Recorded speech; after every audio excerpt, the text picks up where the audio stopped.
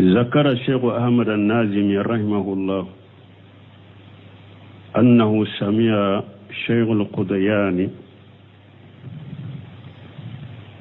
في عام 1384 هجرية يقول الذي ما يمضي على الأقل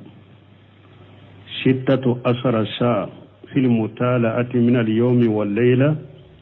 هذا ما هو طالب العلم. أحمد الناجمي كو علي من شيخ القديان ما عبد الله القديان كرم بارد تندو سعودية أفاترة 2010 كو علي من أولا هجريا باكله ani kɛmɛ saba ni bi segin ni naani san Kuduyani ko ni mɔgɔ min eri tan ni wɔɔrɔ n'a dɔgɔyara cogo o cogo eri tan ni wɔɔrɔ su ni tile n'i tɛ se k'o kɛ kitabu mutala la muraja la ko e tɛ dɔɔni ɲinina e tɛ kalanden ye komi sura an ko ewa n'i tɛ se ka eri tan ni duuru kɛ su kelen na su kelen tɛ parce que su yɛrɛ tɛ eri tan ni duuru bɔ a ko eri tan ni wɔɔrɔ su ni tile eri tan ni wɔɔrɔ su ni tile n'i tɛ se k'o kalanden tɛ se ka kɛ eri tan ni a dɔgɔyara cogo o cogo n'i tɛ se ka eri tan ni wɔɔrɔ kɛ kitabu lajɛ la su ni tile ko e tɛ kalanden ye donc kuma laɲini ne pour ka kuma parce que sura an ye sufɛla de fo su tɛ de parce que n delila ka kuma in fo ka kɔrɔ su ni tile de don awa n tun b'o de bange mɔgɔw ye k'a faamu bon ahamada najimi yɛrɛ ale fana fatura 2008 de karamɔgɔ fila in bɛ fatura bon ni ye ɲininkali min kɛ ko abubakar sidiki ye ciden ɲininka bon ko ɛwa a ka duwawu fo ale ye duwawu min n'a b'a fo ciden ko a ma a k'a fɔ allahumma inni jalamutu nafsi juluman kasira u kabira ko bɛɛ bɛ abubakar ka fasamantiya dɔ fana bon nin duwawu kun ye mun ye ale k'a fɔ ou bien nin duwawu laɲini man t'o ye ayi abubakar ninnu yɛrɛ bɛɛ de bɛ hatagiya ala ka junubu yafa ma ciden yɛrɛ min ye ciden ye o an tɛ kɔta olu yɛrɛ la fɔlɔ ciden yɛrɛ min ye ciden ye o a ye duwawu dɔ fɔ a ko a bɛɛ bɛ ale fɛ ale yɛrɛ y'o fɔ janko abubakar donc ninnu n'a ɲɔgɔnna ye olu ma majigi de k'a yira an na fana ko hadamaden si kana kaba yɛrɛ la ka kaba i ka ɲumanya la ko e tɛ hatagiya ala ka junubuya fama hadamaden si i tɛ se degré ma ka se degré ma ko e tɛ hatagiya ala ka junubuya fama o hadamaden tɛ nin bɛ aradu kɛ minnu b'u wele ko seeguw ni sufiw ni fɛnw n'u b'a fɔ k'olu bɛ se degré ma ko kalibu tɛ junubu sabe olu ye tuguni nin bɛ aradu kɛ olu kan ciden min ye ciden ye ala ko ale ye junubu min k'a ma kɛ ko ala y'a bɛɛ yafa o yɛrɛ tun bɛ ala deli ko ala ka yafa ma abubakar sidiki ciden ko asaratul mubassirina bil janna mɔgɔ tan min ni ciden y'a f'u ye depuis ka ɲɛnamaya kɔnɔ k'u bɛ don arijanna kɔnɔ abubakar y'o fɔlɔ ye abubakar ka arijanna don fɔra ye tiɲɛ caman ciden bolo bon ni ɛwɔ ciden ko o yɛrɛ ma toujours a ka sali la a ka duwawu la k'a fɔ ala ɛwɔ ne ye yɛrɛkuntɔɲu min ka ca yɛrɛkuntɔɲu min ka bon ni nin ye abubakar yɛrɛ ye ciden ye seereya kɛ min bɛ don arijanna kɔnɔ mɔgɔw t'o don e de tɛ hatagiya hali bi ka sira la ɲɛ i ka ala deli ala k'i ka junubu yafa donc o la ko minnu bɛ an ka jamanaw kɔnɔ ɲɔgɔn nɛgɛ ni ɲɔgɔn halakiw de don ko mɔgɔw bɛ se dɛgɛrɛ ma ko ninnu kɔni k'olu tilala olu bɛ mɔgɔ wɛrɛw de makara dɔrɔn olu b'u ka kalandenw de makara ni jama wɛrɛw ko minnu olu kɔni ta banna olu tilala k'olu bɛ arijanna kaba o de y'a to o mɔgɔ sugu bɛ junubu sugu bɛɛ kɛ u bɛ ala sɔsɔ sugu bɛɛ kɛ parce que olu bolo dɔrɔn kalimu binna ka bɔ ka tekilifu binna ka bɔ ka foyi tɛ sɛbɛn olu ye tuguni ko olu tilala o ye kururu de ka i yɛrɛ nɛgɛ setanɛ k'i nɛgɛ o ye o de ciden yɛrɛ tun bɛ duwawu de kɛ ala ka yafa ma abubakar sidiku filɛ a tun bɛ duwawu de kɛ ko ala ne yɛrɛ kuntɔn caman i k'i ka junubu yafa hadamaden kɛlɛ kɛlɛ hatagilen b'a la toujours i k'ala deli i k'ala yafa deli ala ka yafa ma de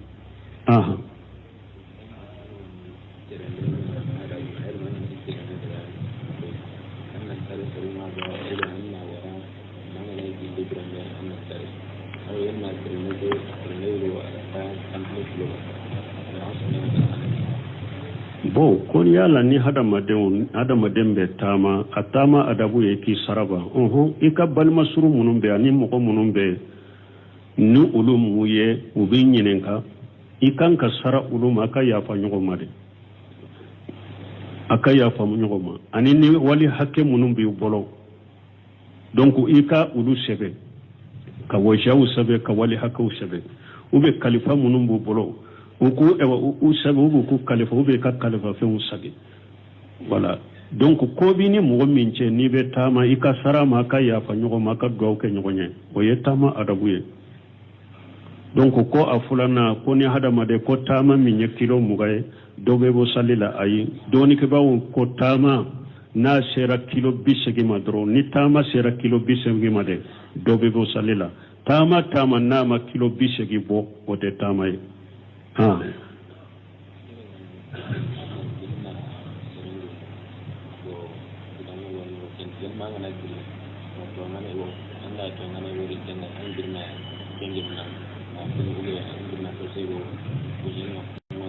bon ko min ye ni dɔɔnikɛbaga dɔn e ka wuli k'a fɔ ma kɔrɔ o ye cogo di an ye ninnu fɔ n'a y'a sɔrɔ a tigi b'an ka dɛrɛsiw lamɛn an ye ninnu fɔ k'u pɛrɛpɛrɛ latigɛ siɲɛ joli an ko alqiyam ka wuli ka taa mɔgɔ ma ou bien ka wuli ka jɔ mɔgɔ dɔɔnikɛbaw y'a tila yɔrɔma 3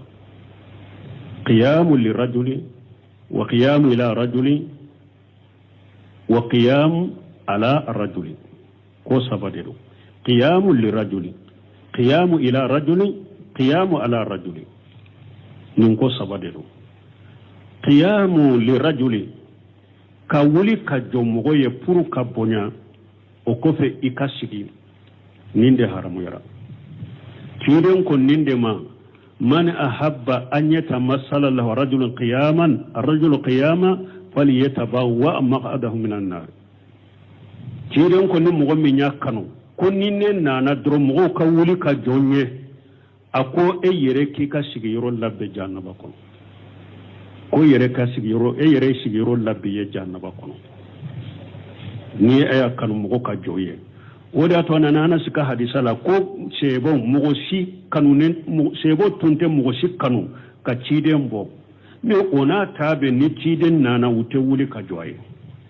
parce que u b'a dɔn a man di ciden ye u b'a fɔ qiyamu lirajuli nin ye haramu ye nin tɛ bɛn an delila k'a fɔ an ko a bɛ hari kalanyɔrɔw dɔ la a bɛ hari madarasa karamɔgɔ dɔ bolo parce que an ka madarasa kalanyɔrɔw ni madarasa karamɔgɔw filɛ ko caman bɛ u y'a ta nasaraw ka hakilina la k'a dɔn an ka diina kɔnɔ k'a sɔrɔ u t'an ka diina kɔnɔ ni karamɔgɔ dɔ dɔnna fo kalanden bɛ kalasi kunna bɛɛ ka wuli ka jɔ a ye k'a fɔ kɔfɛ u bɛ sigi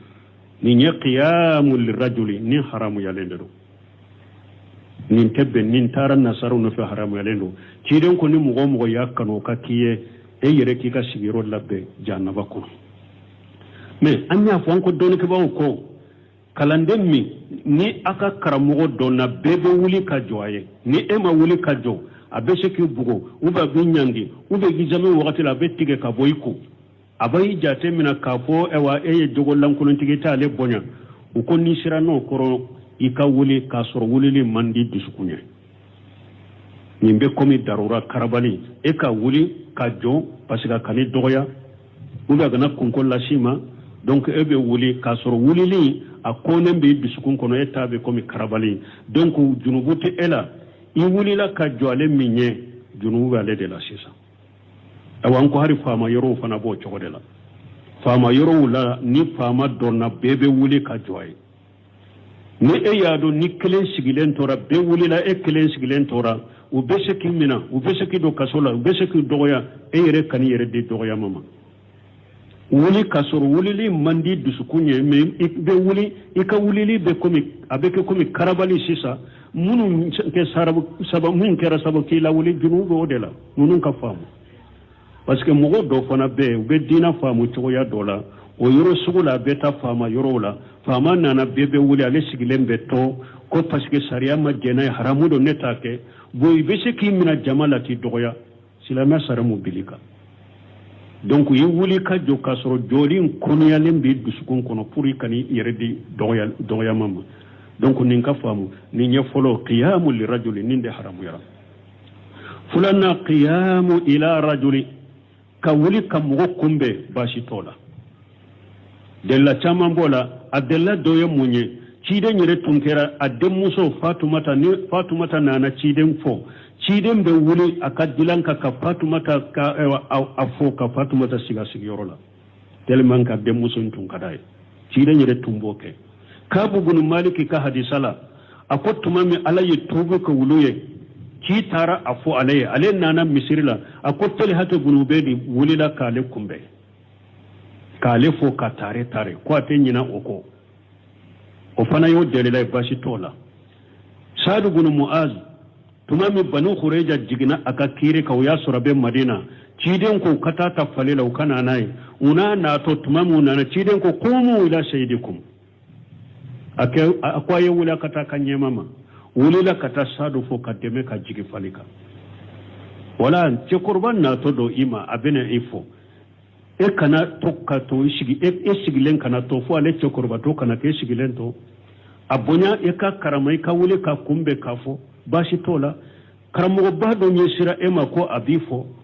baasi t'a la e ka wuli k'ale kunbɛn a kana na ka e sigilen to i ka wuli ka kunbɛn k'a fɔ ka bonya ka karama baasi t'o la nin ye qiyamu ila rajuli baasi tɛ nin na nin ye filanan ye sabanan qiyamu ala rajuli k'i jɔ mɔgɔ ka puru ala t'a kɔfɛ k'a garadi jugu kana fɛn k'a la ko jugu kana k'a la o fana delila ye mun ye Mughirata bin Shu'ba sulhul Hudaybiya ale ka bamuru tun b'a bolo a jɔlen bɛ ciden kun na kafiru b'a kɛ ka cidenw nati u ni ciden bɛ kuma ani n'a ka bamuru jɔlen bɛ ciden kun na donc pour kafiru ninnu juguw kana fɛn kɛ ciden na a n'a bamuru jɔra ciden kun na hari tuma min ciden tun bɛ kafiru ciden dɔ kuma ɲɔgɔnya n'a y'a bolo sama ko a bɛ ciden ka bɔnbɔsi min na Mughirata bin Shu'ba b'a ka bamuru lesiri kɛ k'a bolo gosi kiriya daka a b'a fɔ i bolo bɔ ye u b'a fɔ nin de ma qiyamu ala rajuli ka jɔ mɔgɔ ka puru ka garadi mɔgɔ juguw kana fɛn k'a la baasi tɛ nin na donc ninnu fila fɛn t'o la saba in na min ye haramu ye qiyamu lirajuli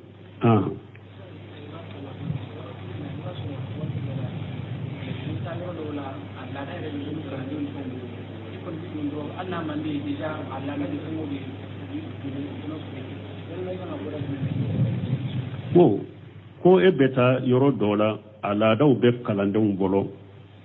n'i nana u bɛ wuli ka jɔ ye fɔlɔ n'i bɛ se ka bangeli k'u ye u b'a fɔ a ye a sigilen ka to u b'u ɲamari u ka sigi k'u kana wuli n'i bɛ se ka nɛsi hali bangeli k'u ye u b'a fɔ silamɛya sariya y'an bali nin na a kana nin kɛ ne tɛ sɔn nin ma a kana nin kɛ ne ye n'i yɛrɛ y'a dɔn n'i ko parce que ciden kɔni ye ko ne ɲa yɛlɛma ni bolo ye ni bolo tɛ se ka yɛlɛma i nɛn k'a fɔ n'i yɛrɛ y'a dɔn n'i ko i b'o pɛrɛpɛrɛ tigɛ k'o fɔ o fana bɛ kɛ balawu ni fitina o yɔrɔ la e kun wulili dusukun kɔnɔ i k'a kɔ a k'a sɔrɔ i ye wulili min kɛ e ye a kɔniyalen b'i dusukun kɔnɔ n'i se b'a la u t'a kɛ donc i ka bɔda ye o ye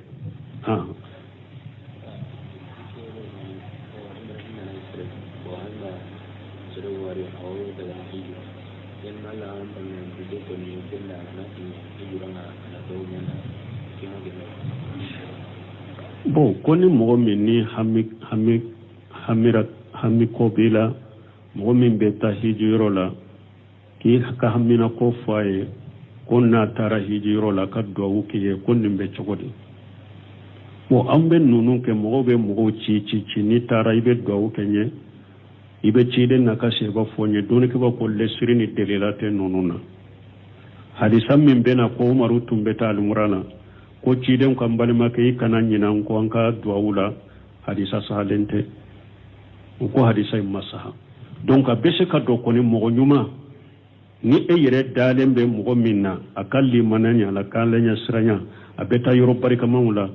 karasa akad duawu kenye bashi tola mo nyuma e dalemba kalli mananya fenya ko duawu nyino fe lesiri la dori ko bashi tola hari o yere cheikhul islam bun temia kika toy wode kany ka duawu nyine mo wore fe bun temia koy ka toy wode kany ko damando bala ako folo ya tigi delide ni ko karasa duawu kenye ya deli kele ako fulana e bese ki wasado atigila e yerete ala wole ala fana ko bede kale wole e bi wasado ale le ba ko nye karasa ci o be duawu kenyo wasara oye akachinyali fulana akachnyali sabana ye munye abese ka don na gasire ika aqida ni ka tawhid ni ka tawakkul parce que sinsira ka ribe sinsaka ibe sinsaka ka duawu ki ibe disukun sinsaka abe don na gasi ika tawhid ni ka tawakkul yerela donc atiyali doye munye ni atara hijura yo duawu ke e ka duawu ke ni hamina ko minyo nyana bora ni wonana eko karasai ka duawu jabara abe sika yere marasa duale fanala abe sika kaba yere la ka yere marasa duala donc ibunte mi ko nunun koso ika toye yere ka ala deli ode kani aha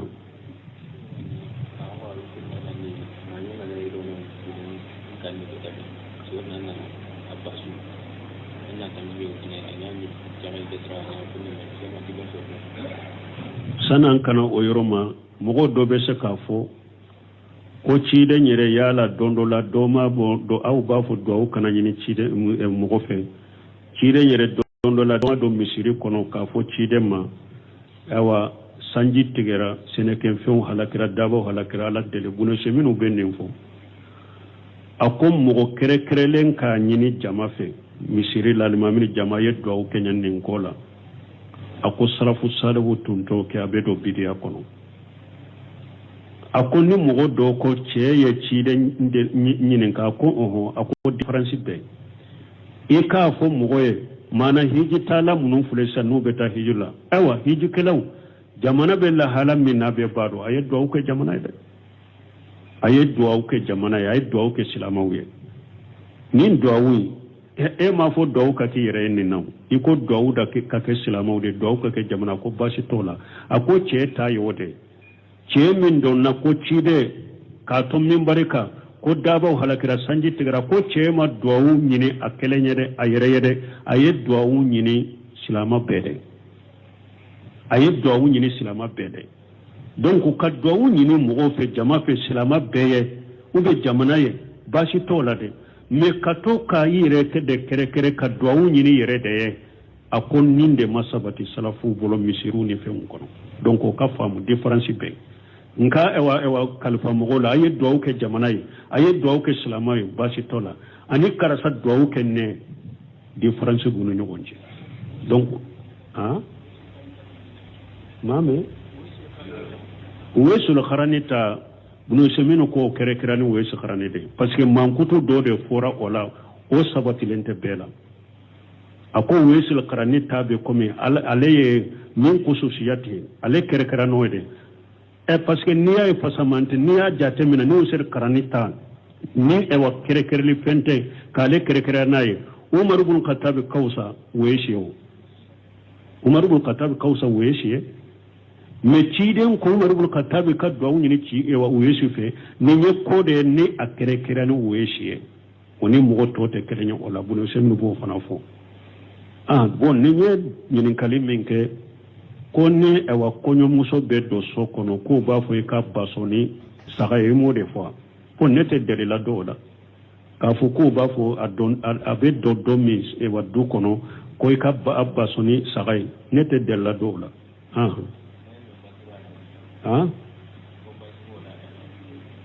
bon nete sika fo e fo la Allahu alam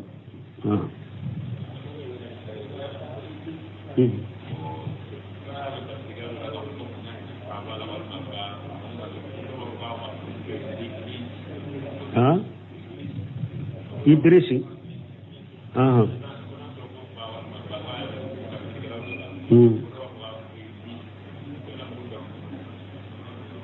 bo ko shetana ibulisi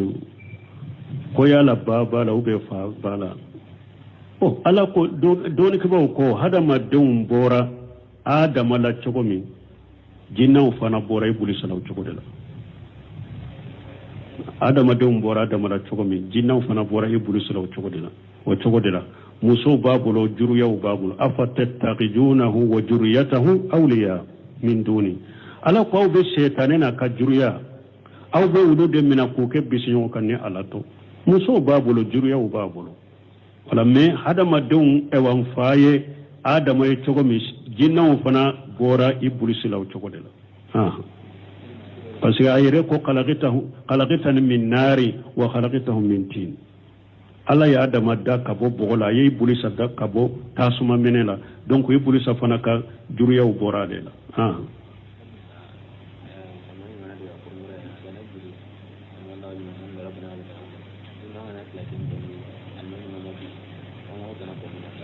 ti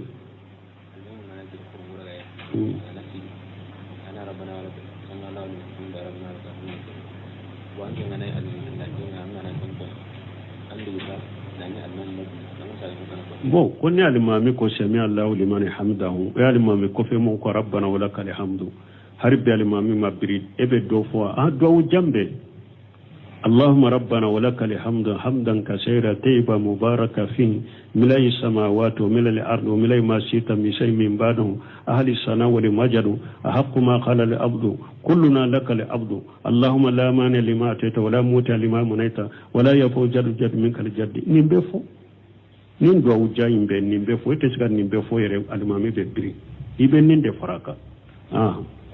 subhanakallahumma rabbana bihamdika ashhadu an la ilaha illa anta astaghfiruka wa atubu ilayk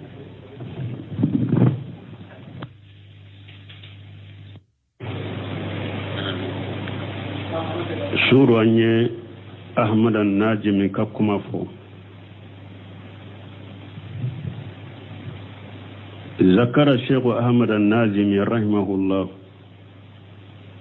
أنه سمع الشيخ القدياني في عام 1384 هجرية يقول الذي ما يمضي على الأقل 16 ساعة في المطالعة من اليوم والليلة هذا ما هو طالب العلم أحمد الناجمي كو علي من شيخ القديان ما عبد الله القديان كرم بارد تندو سعودية أفاترا 2010 كو علي من أولا هجريا باكله ani kɛmɛ saba ni bi segin ni naani san kuduyani ko ni mɔgɔ min ɛri tan ni wɔɔrɔ n'a dɔgɔyara cogo o cogo ɛri tan ni wɔɔrɔ su ni tile n'i tɛ se k'o kɛ kitabu mutala la muraja la ko e tɛ dɔɔni ɲinina e tɛ kalanden ye komi sura anko ewa ni te se ka eri tani duru ke su kelen na su kelen te parce que su yere te eri tani duru bo ako eri tani woro su ni tile eri tani woro su ni tile ni te se ko kalande te se ka eri tani a dogo yara chogo ni te se ka eri tani woro ke kitabu lajela su ni tile ko ete kalande nye donc kuma la ñine ne pour ka kuma parce que sura anye soufela de fo soutere parce que ndalla ka kuma info ka koro suni tile de do awantu mbode bange mo yo ka famu bo ahmad najimi ñere ale fana fatura 2008 de karamo flembe fatura won ni ñen kali minke ko abubakar siddiq ya ci da ñinen ka mo ko ewa aka duwawu fo alaye duwawu mi na ba fo ciden ewa ko ciden ko ama aka fo allahumma inni jalamutu nafsi juluman kasira u kabira ko bebe abubakar ka fasamanta do fana bon nin duwawu kunye munyale ka fo ube nin duwawu lanyine mantonye ay abubakar nonu yere bedebe hatagi ala ka junbu ya fama ciden yere minye ciden yewo ante kota wulu yere la folo ciden yere minye ciden yewo aye duwawu do fo akwa bebe alefe abeba alefe ale yere yo fo janko abubakar donc nunu na nyugona ye uluma majigi de kayira anna fana ko hadamaden shi kana kabayire la ka kabay kanyuma yala ko ete hatagi ala ka junbu ya fama hadamaden shi ite se degré ma ka se degré ma ko ete hatagi ala ka junbu ya fama o hadamaden te nimbe araduke munu bu wede ko sheegu ni sufi ni few no ba fo kulu be se degré ma ko kalibute junbu sabe wulu yetuguni nimbe araduke wuluka cide minye cide nye ala kwa le junubu min ka make kwa la ya be ya fa o yere tumbe ala deli kwa la ka ya fa ma Abubakar Siddiqi ciden ko asaratul mubassirina bil janna mogotam min ni cide nya fu ye de fu kanyana ma ya kono ku be do arjanna kono Abubakar yo foloy Abubakar ka arjanna don fora ye cinya chama ciden bolo bo ni ewa ciden ko o yerema tun sura ka sallila ka dawla ka fo ala ewa ne yere kuntonyo min kacha yere kuntonyo min kabo ni nye Abubakar yere ciden ye sera ke min be do arjanna kono mo todo ede te hataga hari bi ka siralanye ika ala delala ki ka junubu yafa donc wala ko munumbe anka jamana kono nyogon nege ni nyogo halaki udero